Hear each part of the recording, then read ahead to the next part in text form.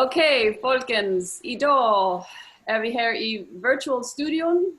Helene här och Rainer Irgang i Norge. Vi är här, vi vill gärna presentera lite grann det vi ska prata om idag. Vi ska prata om uppvaknandet, eller uppvakning, om man kan få säga det på norsk. Hur eller hvordan tacklar vi det? Hur hanterar vi vår uppvaknande? Och det handlar också en del om att vi kommer från olika perspektiv. Rainer, du får gärna ta det nu. Ja, tack för att du vill ha mig tillbaka, Helene. Det är ett väldigt intressant tema. Fordi alla snackar ju om uppvakning nu, inte sant? Men vad betyder det egentligen? Vad är det vi ska egentligen vakna upp till? Ja. Det är det stora spörsmålet. De flesta vet inte vad man ska vakna upp till. Och jag visste det inte själv intill jag vaknat. Men man kan spöra sig.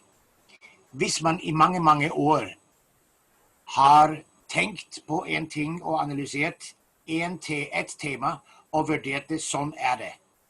Ja. Hvordan värderar du det samma tema idag? Har du det samma tankesättet på detta tema eller har du förändrat det lite? Hvis vi börjar att gå lite in över oss själva och analysera våra egna liv. Hvordan har vi varit för? Hvordan är vi nu? Hvordan ser vi ting per idag i förhållande till det vi gjorde för? Så vill vi märka att vi är ju på uppvakningens väg hela tiden. Ja. Det nästa är ju att vi då spör oss, ja men varför ser vi ting annorledes nu? Varför har vi plötsligt förändrat ett syn? För att det blir så naturligt för alla att tänka, ja men det är ju naturligt, vi blir äldre, vi lär lite mer. Ja, det är inte bara det. Nej. Vi kan förändra en tankegång omtrent från förr i tiden till nu på 180 grader. Det är enormt. När vi sätter spörsmålstecken vid systemet vårt om varför det inte fungerar längre, om varför vi må lida under ett system mer och mer istället för att ting blir bättre, då börjar vi att vakna upp. Men vi vaknar inte upp riktigt ända hvis vi inte ser den bakenforliggande orsaken och spör oss, men varför är det slik? Ja, börjar vi verkligen att vakna. Och det är då många kommer in och kallar oss för konspirationsteoretiker. Bakenforliggande orsaken, inte sant? Ja. Och det är det som blir så uhyre spännande och som jag alltid har sagt.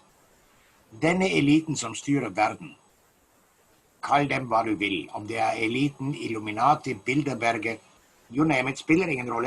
Dem är inte något problem, överhuvudtaget inte. Men dem vet att de har oss under kontroll så länge det är över 80% av människorna som inte har vaknat. Ja. De brukar denna massan emot oss.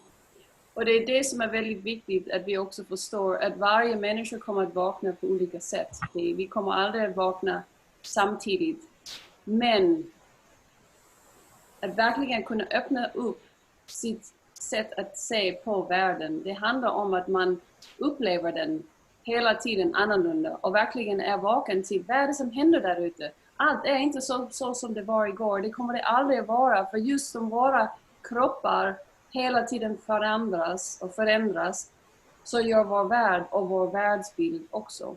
Så att om du tittar på det som en bok, du läser inte bara samma sida, du vänder nästa sida hela tiden för att komma vidare. Va? Och sen är den boken färdig så tar du en annan bok. Så det är lite grann det, det är alltid något nytt som kommer in, dina tankar ändrar sig alltid. Och det är därför folk säger att, ja men alltså, hur kan du se på saker på det viset som du gör? Så sa jag för att jag leker med olika scenarier. Och då ser jag vad som händer runt om i världen. Och så sätter jag min perspektiv på, alltså jag tittar på det från olika perspektiv. Jag sitter ju väldigt mycket i meditation så jag tar ner den informationen som är från ovan. Det gudomliga. Och det är verkligt. Men för många människor kan det vara någonting som, det ligger där uppe, det är ingenting jag kan säga så därför finns det inte, därför existerar det inte. Men det gör det i alla fall. För att om du går in och är connected och du har den connection, då sitter du i ett ställe där du får som en slags superpower. För du använder inte bara dina fysiska sinnen, du använder de sinnen som gör att du kan faktiskt access, jag har inte ordet på svenska, danska, och du kan access andra världar också. Och då säger folk, ja men Helene, du är ju alltid i den här imagination, du har sådana stora tankar. Så säger jag, ja, men det var en ting som många forskare säger, att om du har, Einstein säger, om du tror att världen är magisk så är den. Någonting sånt i den stilen. Ja, varsågod Rainer. Du får fortsätta här. Men nu kommer jag in på någonting som jag tänker, det är ett annat föredrag faktiskt. Det är så mycket mer mellan himmel och jord än vi anar. Och tiden är inne nu att vi träcker himlen nedover för att se vad som är där. Och inte bara vår egen världen i 3D och på den sättet också 4D. Vi kommer till att lära så mycket mer om følelser, om intuition, om en sjätte sans, och vi kommer till att utveckla sanser, många fler än de 5 som vi har blivit lärt upp till att hantera. Hvorav vi egentlig har bara levt i 4 sanser. Den 5:e har alltid varit undertryckt. Jag tror det har vi snackat om förr. Det är den så kallade følelses- eller tastesansen. För att hvis man berører noe, så får man upp en følelse. Ja. Hvor føles det när jag tastar på det? Vilken følelse får jag upp när jag tastar på ett djur? Eller ett menneske? Ja. Vad kommer upp i mig? När vi börjar att tillåta dessa reflektionerna, då är det springbrettet in i den sjätte sansen, eller den högre intuitionen. Ja. Och det vill man med alla möjliga måter förhindra. Och då uppstår det väldigt mycket rädsla i människor. Rädsla på den måten att de har funnit sig till rätt i det systemet som är nu. De vill inte komma ut av det, de vill inte se ett större perspektiv. De vill och gärna vara spirituell och andlig. Men de tar allt det åndeliga och det spirituella och de nya kunskaperna och pressar det ner i deras 3D-rammebetingelser. Ja. Det vill aldrig fungera.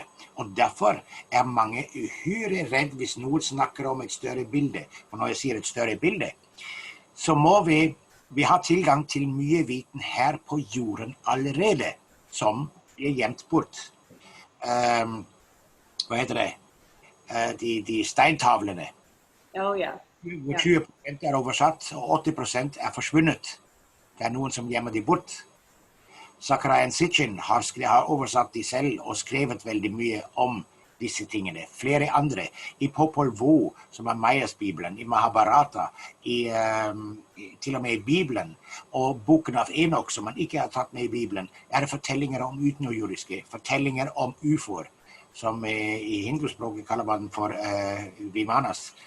Det är så många berättningar, vi har det rätt foran ögonen våra, men vi tror inte på det.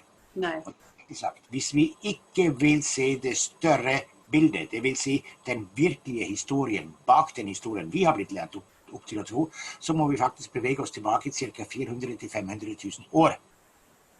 Där har vi nedtegningar en god del på jord allerede om vad som har skett. Och hvis vi börjar att förstå detta bildet, så vet vi vad som sker nu och vi vet vad som kommer i framtiden. Ja. Och det är ju det som är väldigt spännande, för att det som kommer i framtiden, vi är ju redan, vi som är på jorden just nu, vi har ju redan sagt ja till kallet att komma hit. Så det är många som sitter med stora frågetecken. Varför händer allt det som händer just nu? Ja, men det är för att vi ska vakna. Och vi som är vakna ska hjälpa er andra att göra detta. För att det här är väldigt viktigt. Vi går in i någonting, eller vi har redan gått in i någonting som heter 5:e dimensionen. Vad betyder det? Okej.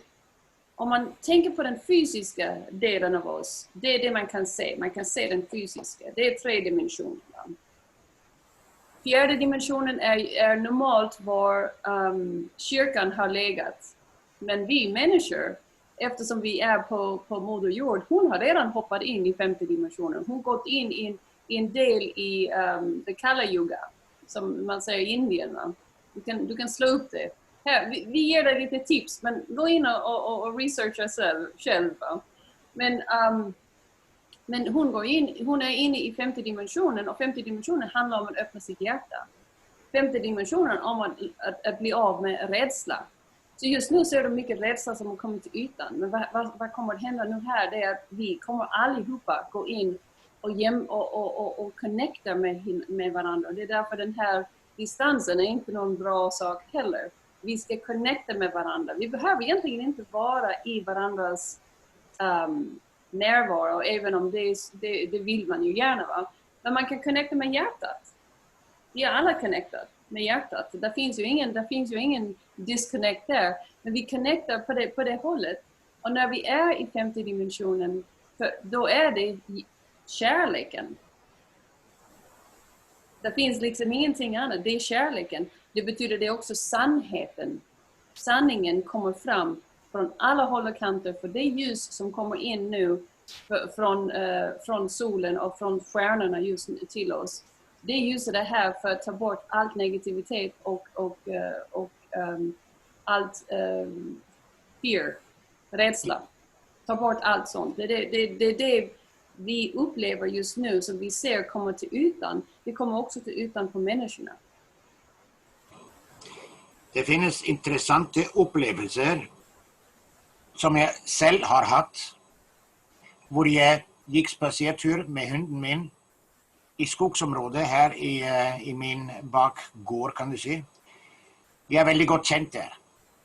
Och så har jag gått en lite längre tur och var i mina egna tankar. Och så plötsligt när jag såg mig upp, så var det en bitteliten hytte, ett vedskjul, 2 smala björketräd som kom upp. I mitten var det ett bilde i en ramme, och det hang blomster från björketräd ner i en sån liten blomsterbase. Så gick jag ner liksom genom stein och ner trappa som var byggt, och där var det en öppen vedkamin med rör som stod ute, och så var det bänk av trämaterial och en brygge, och det var så idylliskt. Jag har aldrig sett något så idylliskt och så fantastiskt. Så jag satt där och spiste lite, och efter cirka en timme så gick jag tillbaka. Dagen efterpå tänkte jag, jag ska dit igen med hunden. Ja. Och jag fann det inte. Jag prövade 3 dagar efter det också och prövade att finna det. Jag finner det inte. Och jag är väldigt gott känt i detta område. Och det var längs älven som jag plejade att gå. Men där var den hytta, och det var inte där 3 dagar efterpå. Alltså, hver dag gick jag i 3 dagar. Jag fann den inte igen. Jag tänkte mig, okej. Enten så är det bara mig, eller så är det verkligen något som jag har sett som var för en annan dimension. Ja. Hvis folk lägger märke till också det med manifestering. När du har lust för exempel på en bil, sånt som jag hade för många år sedan. Jag har drömt att jag ville ha en Volvo. Och jag har tänkt så starkt på Volvo. Hver gång jag gick spacertur i gatan så såg jag bara Volvo. Hela tiden som körde förbi. Ja. Och intill plötsligt en dag så stod det en Volvo till salg, så jag hade akkurat de pengar till det också, så då köpte jag med en gång. Allt det här sker inom en vecka. Och tiden går ju mycket raskare än förr, så nu kan vi manifestera på ett blunk. Men vi ska inte vara underdaniga. Nej, och det är där vi kommer in till vår rätt nu. När vi är i vår kärlek, när vi är i vår hjärtan, så är vi på en expanderad sätt att vara på. Och då är man öppen till alla möjligheter. Alla möjligheter kommer till dig. Va? Det var ju samma sak när du säger om bilen. Jag hade ju det med min Porsche. Jag visste att på någon tidpunkt så kommer jag köpa den. Och jag blev avskedad från mitt jobb. Och jag glömmer aldrig den dagen. Det var min 5:e gång jag blev avskedad. Jag tänkte, okej, universum, vad vill ni att jag ska göra? Nu ska jag jobba för oss. Jag tänkte, okej, betalar ni mina räkningar så gör vi det. Så kör vi på.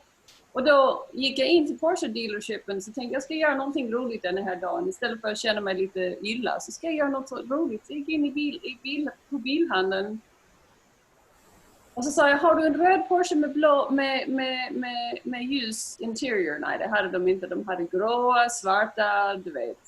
Så sa jag, nej tyvärr. Men så köpte jag en liten nyckel. Jag har ju precis förlorat jobbet. Jag hade inte pengar i min bankkonto heller. Och jag tänkte, okej. Men jag hade den här lilla nyckeldelen som jag tittade på varje gång jag gick in i min gamla bil.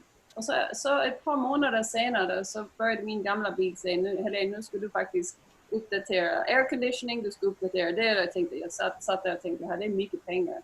Men jag skulle kunna byta ut den mot den här lilla röda som jag gärna vill ha. Men jag såg ingen röd bil runt om. Jag glömmer aldrig, en dag så var jag på väg in till stan och så kom det en hel konvoj fylld med Porsche. Kom förbi mig. Och jag bara tänkte, yes! Nu vet jag, nu är det väldigt nära. Så när jag kom tillbaka från stan gick jag upp på internet och så hittade jag henne. En lång historia, men jag fick henne till slut. Så att jag menar, det handlar väldigt mycket om ens tankegångar innan, som du säger, manifestera. Du kan manifestera vad som helst. Bara du kan ha det, alltså du redan vet att det kommer att hända. Du redan vet att du kommer, och bara du bestämmer dig så kommer universum att sätta igång alla de grejerna som gör att du får det du vill. Men jag ser också det att i femte dimensionen så går det mycket snabbare. Mycket snabbare. Så därför ska vi hålla oss kärlek och mer. Kärlek och upp. För är du nere i det negativa så håller du dig fast nere i det negativa. Och för att komma sig ut av det negativa som är en lavare frekvens, en lavare dimension som vi har levt i så många tusen år, så må vi ha mot till nya förändringar som kommer. Ja. Att vi är öppna mot det och inte stänger av. Det är så många som inte vill vakna som skjuver allt väck. Och de kan bli sinte på dig när du snackar om ting som de inte vill. Ja. Då blir det inte ditt problem, då blir det deras problem. Ja. Men vi ska stå på det vad vi menar är riktigt för oss och för framtiden. Och vi ska leva det. För att när man då är utan frukt så vill man helt tydligt och klart se vad som föregår i den femte dimensionen. Och det är många människor som jag har upplevt som prövade att gå emot mig och som prövar att baksnacka andra människor om något må göras med mig för jag är en farlig man. Stackars människor som tänker slik. Alltså stackars människor. Ja. Vad säger man inte att när man vet hur långt man har kommit när man kommer hem till sin familj? Ja.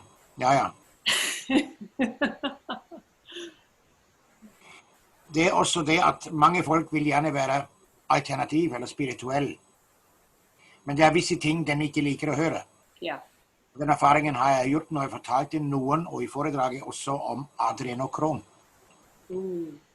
Och då blev de livrädda och kallade mig konspirationsteoretiker. Ja. När vi inte kan ta ting emot med ett sunt husförstånd. Ja. Och så reflektera över det här i några dagar. Istället för att avfärda det med en gång. Då är vi inte vaken. Då är vi faktiskt innestängt. Då är vi ignorant och så är vi arrogant. Och det är nettopp slike människor jag kallar för dumma människor. Och då får jag också väldigt mycket kritik för. Du kan inte kalla människor för dumma. För det är inte höfligt, du må heller kalla dem för uvetande. Och då förklarade jag vad som är skillnaden på uvetenhet och dumhet. Uvetande är många, men när de har ett öppet sinn och vill lära något nytt, så är det fantastiska människor med det bästa potential till spirituell uppvakning. Ja.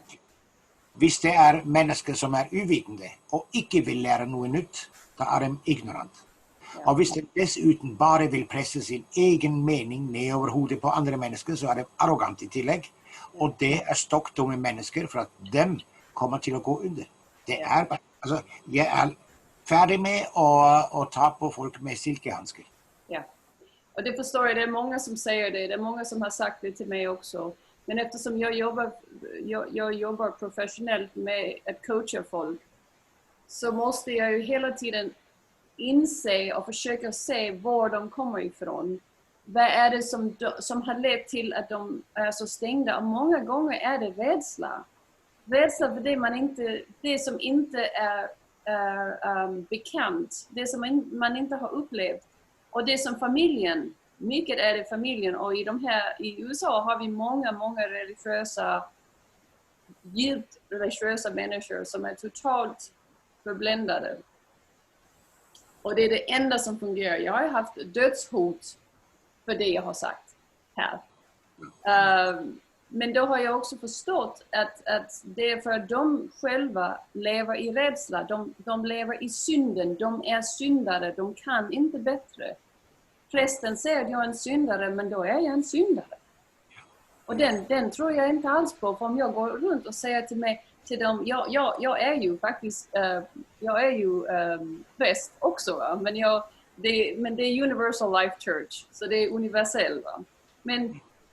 Men jag träffar ju människor hela tiden, och grunden till att jag blev det var för här i USA, om jag har den här utbildning och om jag också pratar om divinity, vårt gudomliga sinne, va? Då är det många som säger att det är blasfemi om jag säger något sånt. Att jag skulle inte kunna uttala mig om det, för jag vet ju inte det. Men så säger jag, men jag är utbildad inom det också, va? Men den utbildning jag har fått har ju inte varit från böckerna. Den har varit från ovan. Och den har jag har ju gått i skolan, kan man säga, den gudomliga skolan sen jag föddes. Jag har varit en öppen kanal och bara fått in de här informationerna alltid. Och det är en annan sak som skrämmer folk. Jag kan se in i framtiden, men det är inte för att jag går runt och skryter om det. Jag har alltid kunnat. Jag har kunnat, och det tror jag det är det som skrämmer folk. Det är, vad vet hon om mig? Hur är det hon pratar? Det är ingenting som jag kan alltså jag kan liksom inte, det är ingenting som är i min vardag, det hon pratar om. Nej, för de flesta människor går till jobbet, de äter, de sover, går till jobbet, de äter, de sover. That's it. Och de tänker inte alls på de här andra större frågor. Nettopp. Men vi blir ju holdt slik også, slik at vi aldri skal ha tid til å tenke over. Ja. Bare tenk deg hvilke institusjoner som finnes for folk som har problemer. Alkoholproblemer for eksempel. Så finnes det AA. Og alle disse organisasjonene, de har et 12-step-program. Ikke sant? Ja. Kan du kvitte deg med alkohol når du går inn i et sånt program? Eller går du inn i et program fordi du har selv bestemt det, og der får du en forståelse for hvem du er, og der får du en tilhørighet, og da har de deg i en felle. Yep. Fordi du skal stemple deg selv som alkoholiker resten av... Det är det jag inte gillar. De ska säga, jag är alkoholiker, och varenda sak du säger efter jag är, blir du. Ja, nettopp. Det är sataniska principer. Ja. Och vi förhåller oss till det. Det är samma med droger. Ja. Det finns faktiskt ett kloster i ett eller annat i östen, hvor de tar emot drogeavhängiga folk och får dem till att bli fullständigt avhålls efter en dag. Oh. Det måste vi skriva en under till. Det är viktigt. Ja, jag husker inte hvor det var nu, men det var några år jag läste det. Jag såg det till och med på film. Där är folk på knä i bakgården och må dricka en saltlösning av ett eller annat span, speciellt med några urter. Och det är så grusomt att den kastar upp. Och så snart man kastar upp må de dricka mer. Och det går på en hel dag. När kroppen blir rensad totalt, avsmaken för droger sitter i kroppen då, och de rör inte det bara i det hela taget. Men det som är utgångspunkten, de fick jag hjälp. Men vad är det första för de fick hjälp? Att de bestämde själv att de vill delta. Ja. Så när du bestämmer dig själv, så är det kun uppe här att du själv kan bli färdig med allt det där. Ja. Har du ett problem, går in i dig själv. Vad som var orsaken till problemet. Med orsaken kan du förändra det fullständigt. Icke med symptombehandling. För att det kan ju hända att de som har blivit fri efter en dag, hvis de har samma tankesätt, att de kanske kan havna tillbaka en eller annan gång igen. Det är samma med folk som får kräft. Därför säger skolemedicinen, vi har opererat bort kräftsvulsten din, så hvis den inte kommer tillbaka inom 5 år, då är du 100% kräftfri. Varför säger de det? På grund av vår DNA, på grund av vår tankegång. Vi har påverkat vår DNA. Så om vi fortsätter med det samma livsstil, med det samma tankesättet, så kan du garantera att kräften vill komma tillbaka. Och Ja, sånt är allt. Det är ju det som jag säger till folk när de har haft kräft. Att du har ju fortfarande i kroppen, det sitter ju kvar i kroppen, det sitter kvar i tankarna. Nu har du en rädsla. Om det inte kommer tillbaka inom 5 år, då är du fri. Så varje dag tänker du, är den tillbaka, är den inte tillbaka? Du fokuserar på den. Och då kan du ta den tillbaka. En annan grund till att du inte blir av med den, det är för att då har du fortfarande den här trauma från den bortopererade del som du, men det finns kvar i den fysiska delen. Så det är klart att det finns stor sannolikhet att du får det tillbaka om du inte ändrar, som du säger, livsstil och tankegång. Det är alltså, ting kan vara så enkelt, och allt det här har med bevissthetsökning att göra. Ja.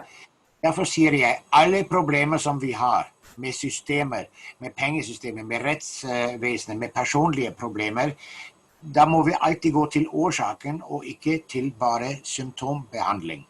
Nej, precis. I själva problemet ligger lösningen. Ja. Och nu i bedrifter kallar man också detta, då får du inte lov till att säga att det är ett problem. Du måste säga att det är en utfordring. Challenge, ja, precis, utfordring, ja. Men problemet är detsamma. Jag kallar det för ett problem. Om det är någon som har gett mig problem, så går jag in i detta problem och följer på det, vad det är, och ser på det. Där finner jag lösningen. Ja. Ja. Och hvis jag kunde ta som en challenge, då lägger vi problemet till sida och challenge och går runt detta här för att det vill komma inhämta dig oavsett igen. Ja. Så, och det har också med den våkningen att göra, med den 5D. Att slike ting vill inte bli borta hvis vi inte går i dybden, i den djupare förståelsen. Och det är därför jag säger varför folk också är rädda, slike som mig och kanske dig också. Det är att vi ser ett större sammanhang. Vi ser orsaken, vi så själva problemet, då ser vi orsaken av varför ting har skett. Och då vet vi hvordan de kan lösas. Ja. Och då vet vi också varför man har skapat vissa problem som vi ska havna in i den fällen. Och det är den illusionen vi lever i form av rädsla och frukt och angst för livet.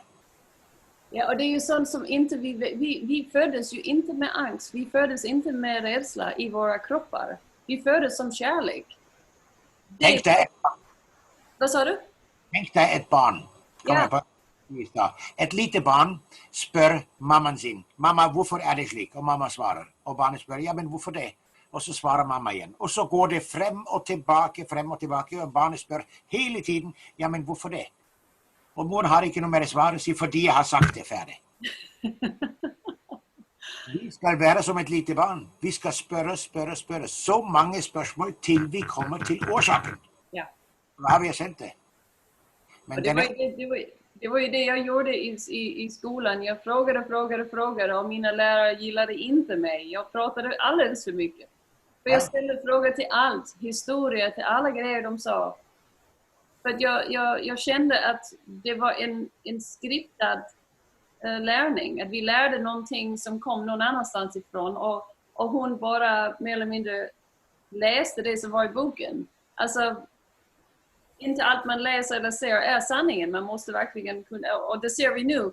Hela historien kommer att ändra sig. Hela historien. Vi kommer verkligen få öppna upp ögonen för det som vi tror vi kan. Eller det som vi tror vi har lärt oss. Det kommer att falla ifrån. Det kommer inte vara samma historia som vi kommer att titta tillbaka på. För vi kommer att se det med andra ögon nu. Ja. Och det är det som är så viktigt. Men det skapar också rädsla för så många människor. Och den rädslan må de komma ut av väldigt fort. För att jag ser och kan förnämma hos folk vilka sjukdomar de kommer till att få. Ja. Utifrån munnen, näsen, näseborna, ögonbryn, kinnet, hvordan de beväger sig. Och den rädslan de sitter inne med. Ja. Det är styrer livet i det själv, men inte så väldigt mycket längre. Och det är det som är fakta, för att då kommer vi in på det ordet kärlighet igen, den universella kärligheten. Ja. Den omfamnar nämligen allt i en form för kärlighet. Men denna kärligheten är också beinhard, för att den är sannhet. Inte sant? Det är inte kärlighet mellan två människor, hvor den ene partneren har varit samman i så många år, och så säger plötsligt den ene, du vet du vad, jag älskar dig inte längre, jag förlater dig nu. Så säger fruen, hvordan kan du vara så egoistisk och förlata mig nu, jag som älskar dig så mycket? Ja. Så kunne det være det samme svaret igjen. Hvordan kan du være så egoistisk og vil holde på meg, når du vet at jeg ikke elsker deg lenger? Ja. Altså, den kjærlighet, det er to former for kjærlighet. Ja. Vi må fra 3D og 4D kjærlighet og inn i den universelle kjærlighet som blir oss representert via 5D nå. Ja. Ja. Och det är det som är så underbart. När jag skrev min bok, då satt jag ju den här, och det här 2012, då satt jag ju i den här universella kärleken. Jag ville inte göra något annat. Jag vill bara vara där, för det var så fantastiskt. Och då satt jag och skrev att 2020, vilket vi är i nu, det var då den verkligen det stora skiftet kom att ske. Men när jag satt där till 2012, hur kunde jag... Alltså nu när vi sitter här, det var en kvinna som ringde till mig under precis 2019, innan vi gick över 2020. Då ringde hon mig och sa hon, Helene, din bok säger någonting. Vet du vad som kommer att hända nu här i 2020? Så hon, för jag läser i din bok att du skriver om det. Så sa jag, ja, det gjorde jag. Jag kommer inte ihåg vad jag skrev, för det är väldigt mycket det här med att man downloadar information uppifrån dem. Men i 2020, när vi kom in i 2020, så tänkte jag kan inte se framtiden just nu. Det är så mycket som händer, det är så många vägar vi kan ta. Det är så många tidslinjer vi kan gå in i. Så att när det gäller mig själv så är jag väldigt ovetande. Jag kan se när någon kommer till mig var de är på väg. Men jag håller på just nu att fokusera på vart är hela världen på väg. Och jag kunde inte, det var så mycket som hände som jag inte var klar över. Som sen kom upp till ytan och tänkte, oj, det var det som jag kände. För jag kände en sån oro där i januari, hela januari. Väldigt mycket oro. För jag tänkte, vad är det som håller på att hända? Samtidigt med att du säger det här med att människorna känner sig rädda för oss. För att vi förnimmar, sätter två och två ihop. Så vi använder ju både den intuitionen, men vi använder också vår logiskt tänkande och våra ögon för att se vad som verkligen händer. Inte bara det som spelas framför oss om man tittar på nyheterna eller någonting sånt. Va? För tittar du bara på nyheterna så har du en narrativ som finns och då tror du på det. Alltså det är inte förrän vi stänger av för de tv:arna så vi börjar tänka själv och vi börjar verkligen lägga två och två ihop. När folk ser sannheten foran sig, men de vill inte se det. Ja. For eksempel, hvis folk går i kirken, og presten står der med nattverdenen, det vil si han forbereder at folk skal kunne drikke Kristi blod og Kristi kropp. Det er et satanisk ritual. Og ingen forstår det, eller de færreste. I kirken, som har blitt bygd nytt, en sånn kuppel i Vatikan, der, hvis man zoomer det hele ut og ser på taket, man zoomer det hele ut, så ser man vinduer som ser ut som øyer, med slitt i øyet. Og der ser du tiles, altså hva heter det, ja, fliser på taket, som er sånn anordnet som huden på en slange. Og det hele ser ut altså, som en sånn gigantisk kobra-hode. Det er hele himmelen i dette bygget. Og så står i midten på en scene står det et kors, og der er Jesus på korset.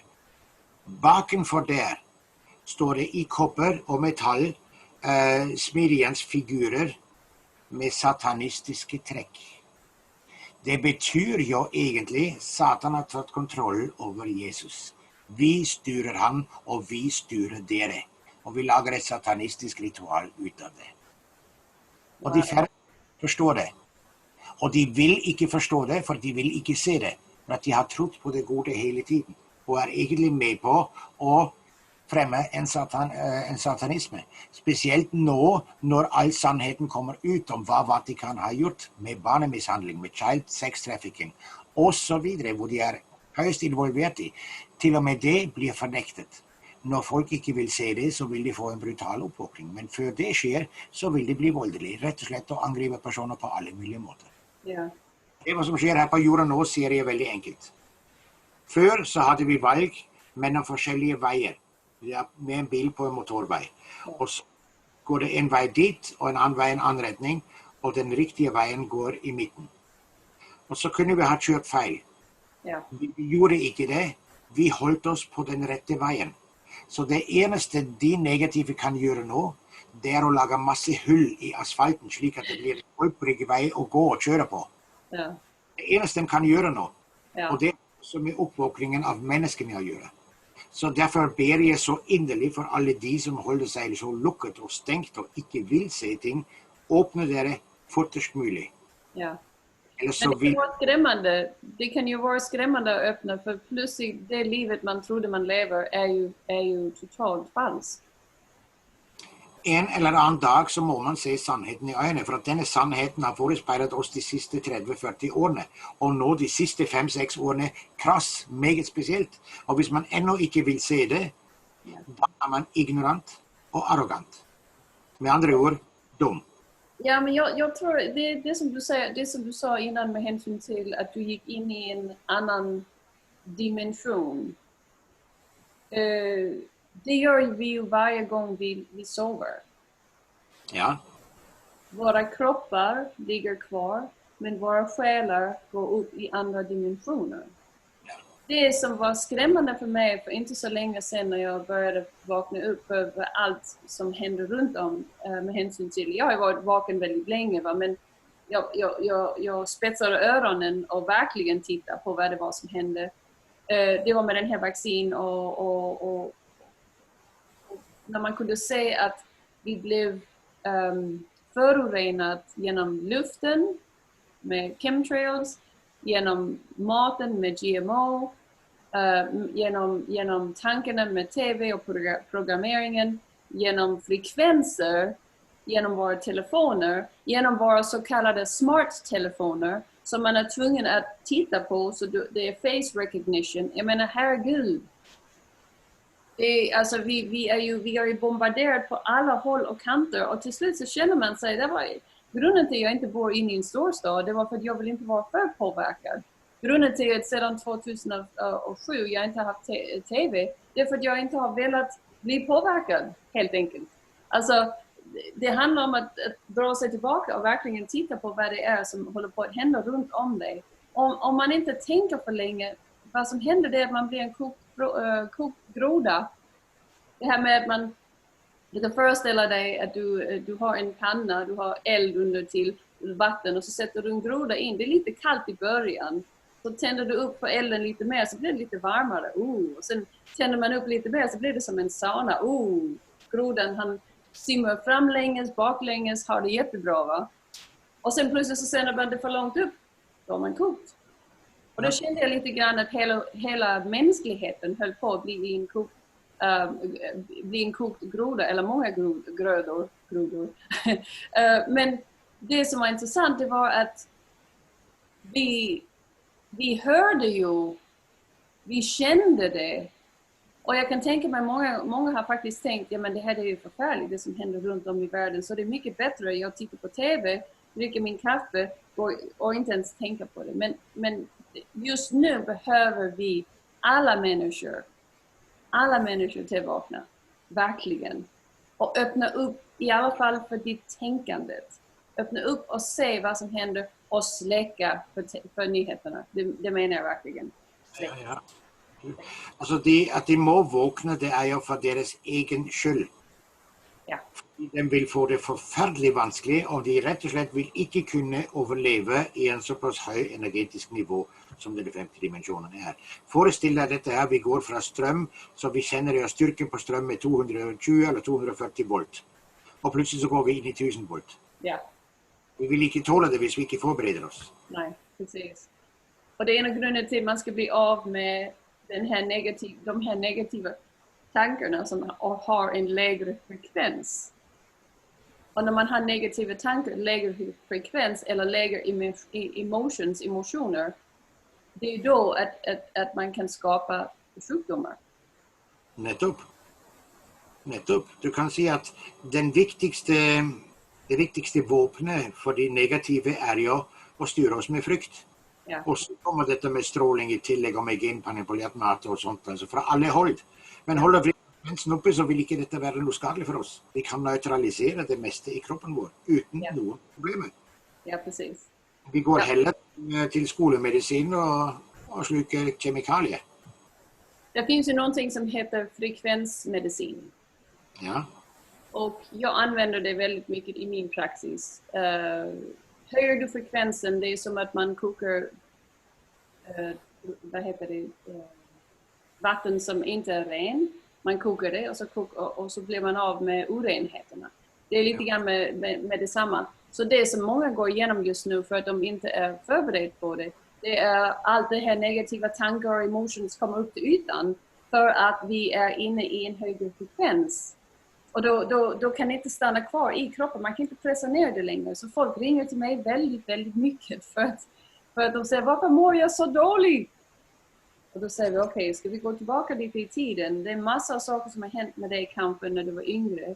Och då måste vi reda ut i det, rensa upp i det. Och då gör jag väldigt mycket med hela världen just nu. För att det var en av grunderna till jag kom hit. För att jag har den kunskapen och skolningen att jag kan göra det här. Men jag säger att du är inte en tapp, men alltså du kan skifta. Du kan bli av med det. Och så börjar du tillåta ljuset att komma in så du blir mer ljus än du är mörk. Det är det som man kallar för enlightenment. Jag vet inte vad det heter på svenska danska. Upplysning. Ja. Det bara betyder att du har mer ljus än mörker inom dig. Det är egentligen det betyder. Alltså det är väldigt viktigt att vi ser sannheten i ögonen. Och det är det som är den uppvakningsprocessen. Ja.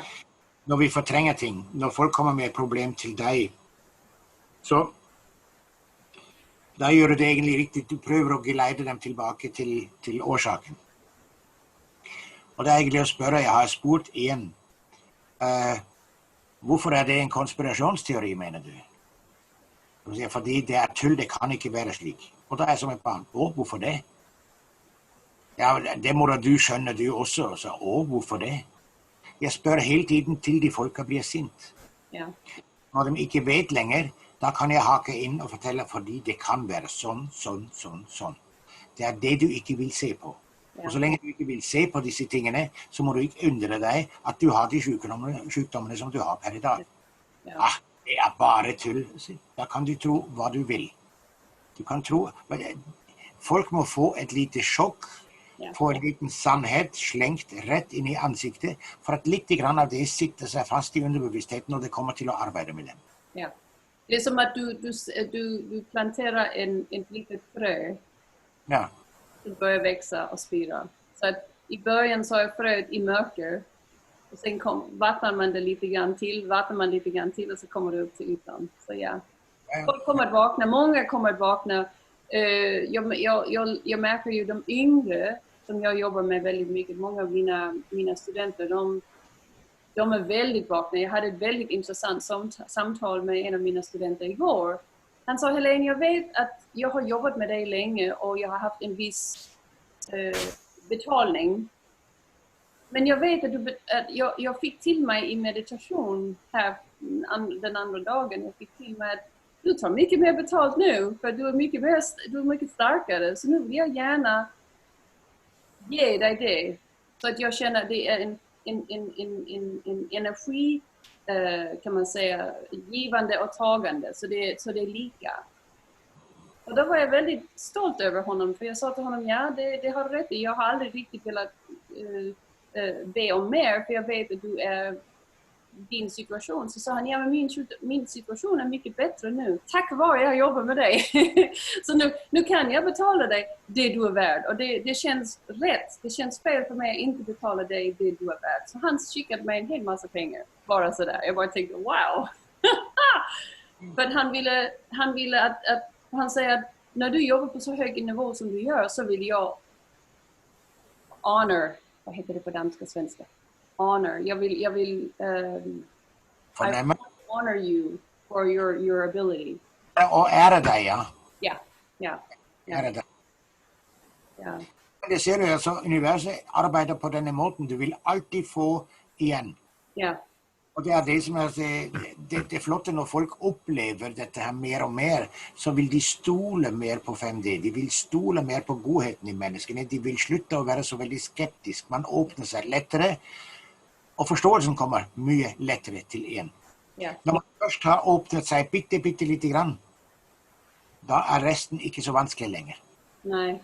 Och du vet, vi har ju varit de som har varit banbrytare, du och jag, för alla de som kommer efter oss. Man kallar oss för lightworkers, eller ljusarbetare, tror jag. Jag vet inte, det heter det på svenska, danska. Men vi har ju varit de som har brutit vägen för många som kommer nu. Och att kunna se det arbete vi har gjort, och tidigare generationer, för de har ju såklart också gjort det, va? Men att kunna vara på jorden på den här tiden är ju fantastiskt. För vi kan ju se skönheten, vi kan ju se att vi har himmel på jorden. Ja. Alltså det är egentligen det vi kommer att uppleva. Det är vad man kallar den här the golden age, va? Alltså fantastiskt. Så att jag ser fram emot allt det som håller på att ske, allt det som kommer upp just nu kan vara lite mörkt, men under till är det väldigt mycket kärlek som kommer igenom. Absolutt. Men det var interessant det du sier, å si for eksempel at vi er banebrytere, men før vi kunne ha vært det, hos meg var det i hvert fall så måtte jeg bryte meg selv. Ja. Fordi jeg har også glemt, og jeg har også vært inne i dette systemet, og trodde på systemet, og ville gjøre karriere innenfor dette systemet. Jeg var jo blind selv. Jeg forstod ikke noen ting selv. Selv om kanskje jeg ble inngått en avtale med universet at jeg kommer hit og skal være en som blir en form for banebryter på et visst område. Men så ubevisst som jeg selv var, så måtte universet vekke meg. Ja. Og på temmelig brutale måter. Som jeg fortalte en gang når vi var inne, hvor jeg var så langt nede at jeg ikke så noen utvei. Det er da jeg gikk innover meg selv og ble kjent med meg selv. Først måtte du bryte banen med deg selv. Og det var også den redselen som jeg kjempet imot. Og jeg klarte det. Ikke sant? Og når mange er ikke våkne enda, så er jeg redd for hos mange kan det skje lignende ting som hos meg. Og det er ikke nødvendig. Absolut ikke nødvendig. Nej. Och det finns ju alltid lösningar på när det är så att man vaknar och är väldigt oförstående för vad det är vi vaknar till. Jag skrev om det i min bok med min uppvaknande, att jag var så förbannad när jag äntligen vaknade. Alltså så, jag har ju alltid varit vaken på ett visst sätt, men när jag verkligen gick upp i den nästa, kan man säga, den nästa högre portal eller dimension, och då hittade jag mig. Jag tänkte, vad är det alla människor vill? De vill gå till nirvana, de vill gå till det, de vill gå till det. Och vad finner man där? Ingen annan än dig själv. Det är väldigt viktigt att veta det här. Okej, nu har jag kanske spoilat men det är väldigt intressant hur förbannad jag var. I en period, va? Jag tänkte, det tänkte vara sant. Det er altså, vi har så mange stengte dører som vi må åpne. Jeg har en gang undervist, og da skulle jeg undervise mennesker til å forestille seg å være servitør. Ja. Så ok, det kommer 4 personer inn i lokalet, de setter seg, de vil spise. Du er servitør. Nå skal du beskrive for meg alt hva en servitør gjør, fra han tar imot gjesten til gjesten betaler og går igjen. Ja. Hver eneste detalj skal dere skrive ned på en lapp, og det er i gruppearbeid. Hver eneste detalj. Nei, det kan de ikke. Det vil de ikke gjøre, for at de har aldri arbeidet med det. De har ikke noe forståelse. Ok. Da gjør vi noe annet, som dere alle sammen har gjort. Dere sitter i restauranten selv, og plutselig så får dere vondt i magen, og dere vet at nå må jeg gå på do veldig fort, eller så er det for sent. Ok. Og da begynte de med å le allerede. Så i gruppearbeid skal dere skrive opp og komme på hver eneste detalj fra dere får tanken at dere må gå på do, til dere er ferdig på do og kommer tilbake til bordet. Hver eneste detalj. Og da var det mye latter og sånt, og så var det en dame der. Nei, det vil hun ikke gjøre, det er for dumt. Det har ingenting med undervisning att göra, det är primitivt. Så okej, bara går du, behöver inte vara med. De andra gjorde det, och så läste jag fram detalj. Och så har många glömt något, inte sant? Ja. Nu för exempel att lyfta upp toalettlocket, inte sant? Och satte sig på. Så kan du tänka dig hur det ser ut, för du har glömt att skriva den i detalj ner. Men det sa, det vet ju alla att det är en automatik. Aha, säger jag. Aha. Den automatiken, det är våra rutiner och vanor i livet. Ja. Vi öppnar och blir klara över dessa dörrar, så kan det vara stängt för oss och hindra oss i en viktig utveckling. Därför tog vi det exempel som alla har varit igenom. Det var inte för att det ska vara dirty eller morsomt, men det ska djupt reflektera över varje eneste handling det gör. Och de flesta har glömt de mest elementära handlingarna. För vi gör det på automatik. Nämligen.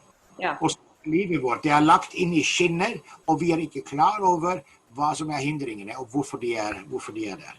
Nej. Vi kan göra förändringar så lätt och så fort. Ja. Och det är ju det som jag också tycker är väldigt viktigt. Det är att vi gör ju... Alltså, en av mina mentorer sa till mig en gång: jag vill ha att du ska titta tillbaka en kväll när du sitter, innan du går och lägger dig. Och gå tillbaka till allt det du gjorde under hela dagen. Från det dina ögon öppnades tills nu. Och jag bara tänkte, ja men okej. Och jag var tvungen att gå tillbaka till allt och skriva ner detta. Det var väldigt viktigt. Du vet, så jag skrev ner, så tänkte jag har allt. Nej, och så kom jag på något annat. Och jag tänkte, men alltså 90% eller 85% av det vi lever, det lever vi på automatik. Vi tänker inte riktigt på det, vi bara gör. Detsamma kan vi när vi går in i ett rum. Du tar en person in i ett rum och då får du en uppgave. Ja. Efter 2 minuter tar du personen ut av rummet igen, och så säger han, då kan du sätta dig ner och skriva upp allt vad du har sett i rummet. Ja. Hvordan observerar vi? Ja. Och då kan vi observera med hjärnan eller med ögonen. Ja. Hvis vi med ögonen bara ser på rummet och fotograferar rummet, och så sätter vi oss in i det andra rummet och låter bilden komma upp igen, så vill du se varje detalj. Ja. Ja. Ja. Så lätt kan en omprogrammering vara. Ja, och det är ju det som är väldigt viktigt också, att vi förstår att många av de här känslorna, när vi har känslan av att vi är rädda eller att vi känner oss osäkra på vad det är som händer runt om, då är det viktigt att veta att det som händer där ute, om du känner detta, alltså det är klart, om det står någon med en pistol i huvudet på dig, då är du rädd, det är inte så jag menar, men om det påverkar dig på ett väldigt negativt sätt, så finns det någonting inom dig. Det finns det någonting inom dig som speglar detta, som du måste kanske titta på. Och försöka att bli av med. För att så snart du gör det, så kan du se det med en annan perspektiv. Och det är det vi sa från början. Vi håller på att leva och uppleva nya saker hela tiden. Vi förändras hela tiden från denna momenten till den andra moment. Alltså det är alltid i nuet vi håller på att uppleva. Men vi är inte den samma person som för en sekund sedan. Tiden förändrar sig hela tiden, energin förändrar sig hela tiden, och dessa energier kan vi påverka med vår egen tankens kraft. Ja. Vi kan manifestera det, vi kan sätta det ut väldigt bestämt, det är, och slik är det. Ja. Och det, alltså, när vi är så bestämt i detta här, att det blir så överbevisande för en utifrån hjärtats tankegångar, så manifesterar vi det, så enkelt kan det gå. Ja. Men vi vill inte kunna manifestera utifrån huvudet, det går inte. Det är jättespännande, men jag har en fråga. Din New York Yankee huvudhatt. Ja. Har du varit i New York? Nej, jag fick det av en vän av mig som var för 2 dagar sedan på besök. Okej. Okay. Körde vi en liten runda i hans bil. Han har en sån våldsam bil med 550 hästar, en sån Range Rover med allt. Det är specialbyggt bil. Ja. Så gav han mig den och sa, den kan du ha.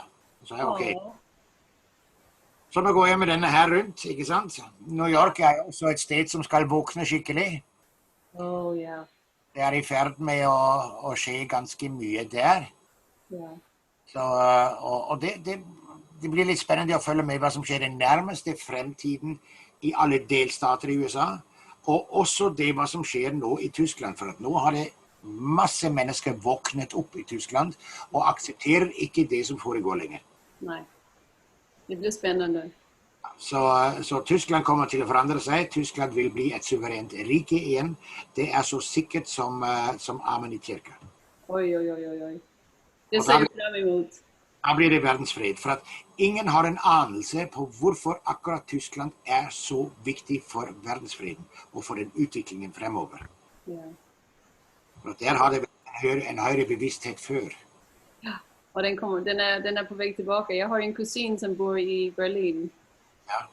Så att jag vet ju att när i mars, när allt det här höll på att stängas ner, så hörde jag att militären var på gatorna, amerikansk militär var på gatorna i Berlin, och då sa han, ja men det är normalt, de kommer alltid att säga, det är annorlunda, det är annat som händer, håll ögonen öppen, va?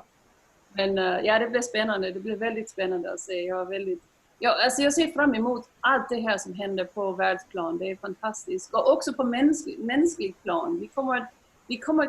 Vi går emot tider som ger oss, som tillåter oss att vara glada och inte vara slavar. Kan ni tänka er det? Vi har varit slavar i så många år.